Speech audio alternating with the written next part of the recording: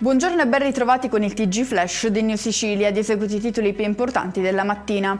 Abusi sessuali ai danni di un 14enne disabile, questa l'accusa rivolta a un infermiere di 63 anni arrestato a Messina per violenza sessuale aggravata. Rimaniamo in tema con il tentato abuso subito a Caltanissetta da una studentessa 23enne aggredita mentre camminava da sola in una strada del centro. La vittima è riuscita a divincolarsi chiedendo aiuto a una pattuglia di carabinieri che era in servizio nelle vicinanze. In manette l'aggressore, un 32enne senza fissa dimora, già noto alle forze dell'ordine. Tentarono di soffocare due anziane durante una rapina in casa, catturati a Favara in provincia di Agrigento fratello e sorella. I due, latitanti da diversi anni, si nascondevano in un'abitazione isolata nelle aree rurali. Prosegue l'inchiesta della Procura di Palermo sul presunto giro di mazzette legate al rilascio delle salme all'interno della camera mortuaria del Policlinico.